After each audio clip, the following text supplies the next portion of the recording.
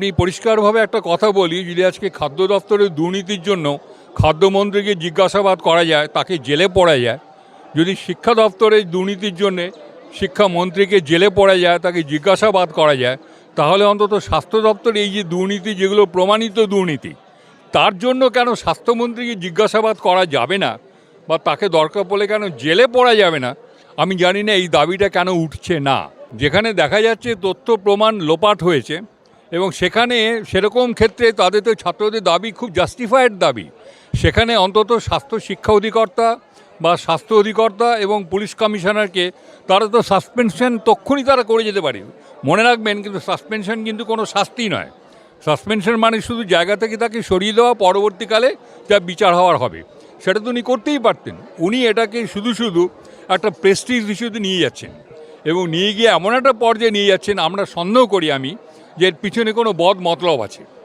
এই বদ মতলবের জন্য এই আন্দোলনটাকে তারা এই পর্যায়ে নিয়ে এসছে। দেখুন, আমার লজ্জায় মাথা কাটা যায়।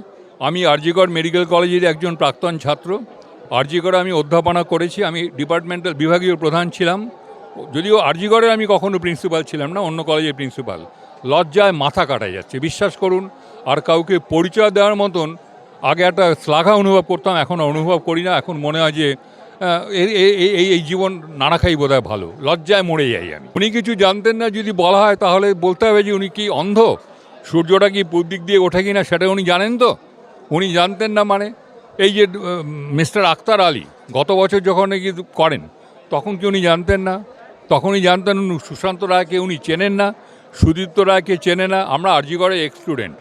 আমরা এই সুদীপ্ত রায়, যাদের কিনে আপনারা এত হইচই করছেন, তাদেরকে আমরা 1968 সাল থেকে চিনি। তারা প্রায় প্রত্যেকটা যে কোনো ব্যাপারের মধ্যে দেখবেন এই লোকগুলো ঘুরিয়ে ফিরিয়ে আছে। যখন কংগ্রেস আমল তখন কংগ্রেসই করতো, যখন সিপিএম আমল তখন সিপিএমের সঙ্গে হবনবিং করতো, তারপরে যখন তৃণমূল, কংগ্রেস এখন তৃণমূল, এখন শোনা যাচ্ছে কেউ কেউ নাকি আবার তলাতলে বিজেপি শিবিরেও আসা যাওয়া করছে। অতএব এরা হচ্ছে দে আর ফিক্স টু দ্য চেয়ারের সঙ্গে বাধা, এবং এরাই হচ্ছে আসল শত্রু, এবং এদেরকে কখনোই টেনে টেনে এরা বার করবে না।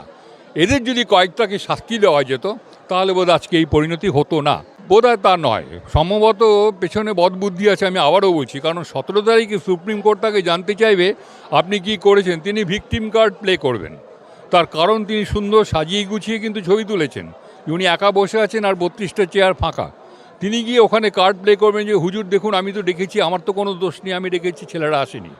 যেমন শাস্ত্রে এই যে ছেলেগুলো মারা যাচ্ছে, এতগুলো লোক মারা যাচ্ছে, তা নিয়ে প্রমাণিত সত্য যে কি মিথ্যে কথা বলেছে। আমারই ট্যাক্সের টাকায় আমাদেরই উকিল সে গিয়ে সুপ্রিম কোর্টে মিথ্যে কথা বলছে, এবং বলতে খারাপ শোনায়, জানি না কোথাও কোনো আইনে আটকাবে কি না।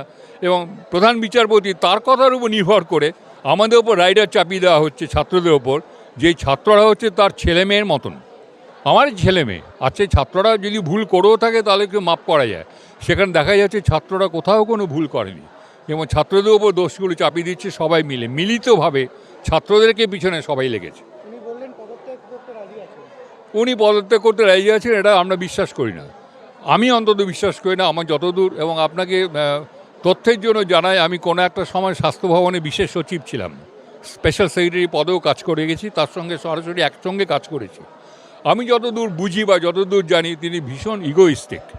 তিনি কখনোই পদত্যাগ করবেন না যদি না অপসারণ করা হয় তাকে। অতএব পদত্যাগের কথাটা আমি অন্তত ব্যক্তিগতভাবে বিশ্বাস করি না। আপনি ভাবুন, সাধারণ মানুষের কি কোনো দাম হতে পারে? প্রথম প্রশ্নটা হচ্ছে তাই, যে ডাক্তার মানে 10 লাখ, উকিল মানে এত লাখটা এইভাবে ভাগ করে দিতে পারেন আপনি? একটা মানুষের জীবন কি এইভাবে করা যায়? একজন ডাক্তারের জীবন নয় শুধু, আমি যদি ডাক্তার না হয়ে যদি মেয়েটি সাধারণ মেয়ে হতো, তাকে কি 2 লাখ টাকা দিতেন? এটা কি হতে পারে? আর দে ইন সেন্স? ব্যর্থ নয়, বদমাইশি। ব্যর্থ কেন বলবেন? ব্যর্থ হচ্ছে যে চেষ্টা করে গিয়ে কাজটা করতে পারে না, তাকে বলে ব্যর্থ। আমি পরীক্ষা দিলাম, ঘাটাঘাটি করলাম, করে পরীক্ষাতে ফেল করলাম, আমি ব্যর্থ। আমি যদি প্রথম থেকে আমার ধারণা থাকে যে পড়াশোনা করব না, কিছু না, কিন্তু পরীক্ষার সময় নম্বর নিয়ে বেরিয়ে আসবো, তাকে বলে বদমাইশি। আমি তাকে ব্যর্থ বলি না, আমি তাকে বলি বদমাইশি।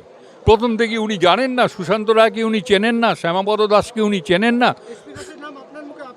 কেন চিনব না? শ্যামাপদ দাসের নাম কে না জানে? Who doesn't know him? না চেনার কি আছে?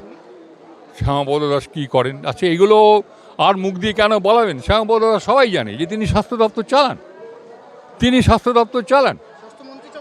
না, স্বাস্থ্যমন্ত্রী চালান, অফকোর্স, নিয়ে ওপরে স্বাস্থ্যমন্ত্রী, শুনুন, সরকারি আইনে অ্যাকচুয়ালি স্বাস্থ্যমন্ত্রীও চলে না, সরকারি আইনে চালায় স্বাস্থ্য সচিব, তার সই ছাড়া কোনো কাজ হয় না।